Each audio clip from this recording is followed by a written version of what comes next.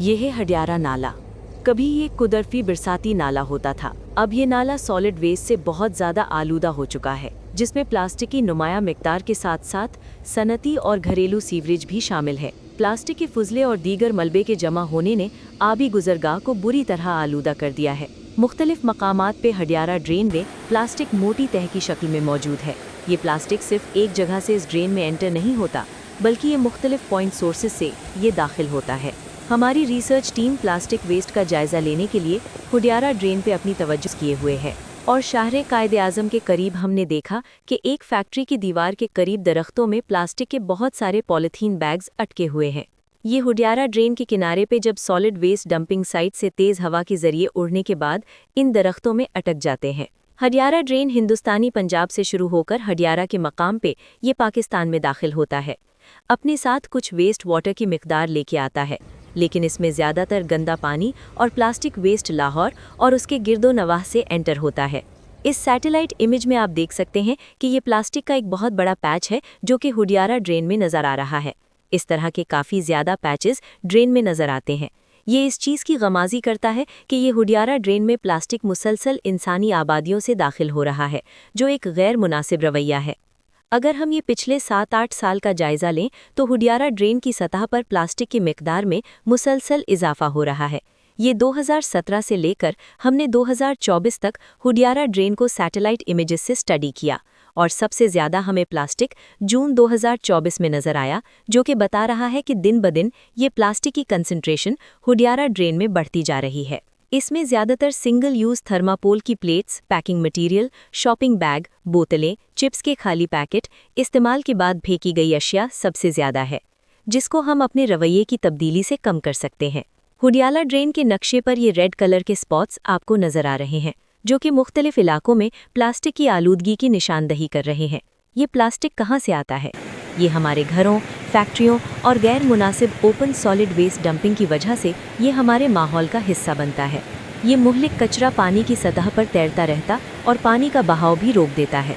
यूँ ये प्लास्टिक यही नहीं रुकता।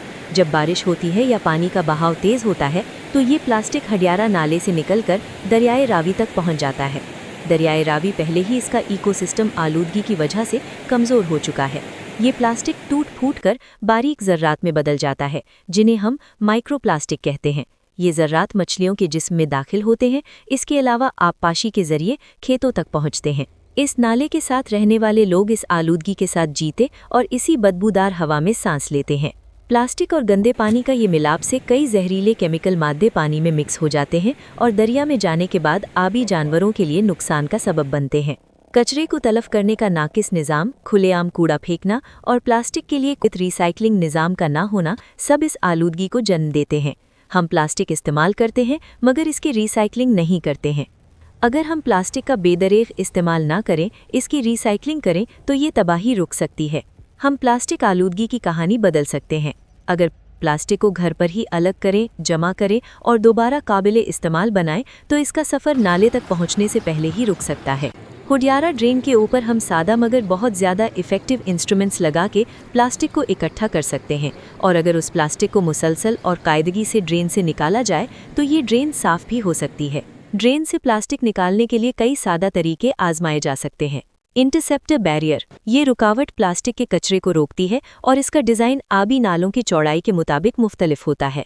ट्रैश बूम, ये तैरते हुए प्लास्टिक के कचरे को मुअस्सर तरीके से कंट्रोल करता है।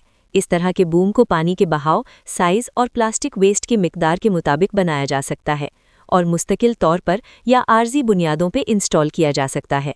ट्रैश फेंस, ये पानी के बहाव के खिलाफ लगाई जाती है। स्टील की जालियों से मुश्तमिल दीवार होती है। प्लास्टिक का फुजला बाढ़ के ऊपर की तरफ इकट्ठा होता रहता है। ट्रैश फेंस बड़ी तादाद में प्लास्टिक कचरा जमा करने में मदद देती है। क्लीन अप नेट सिस्टम, इसके मरकज़ में फ़नल की शक्ल का ढांचा होता है जिसमें प्लास्टिक का कचरा जमा होता है। इन इतने ज़्यादा सादा तरीकों से हम माहौल को बहुत कम नुकसान पहुंचाते हुए प्लास्टिक इकट्ठा करके उसको दोबारा काबिले इस्तेमाल बना सकते हैं। फिर बाद में फैक्ट्रियों में रिसाइकलिंग के लिए भेज सकते हैं ताकि इस प्लास्टिक से रिसाइकलिंग करके कारामद अशिया दोबारा बना सकें। इस तरह प्लास्टिक का हमारे माहौल पे बोझ भी कम होगा और नई रिसाइकल्ड प्रोडक्ट को हम दोबारा काबिले इस्तेमाल बना सकते हैं।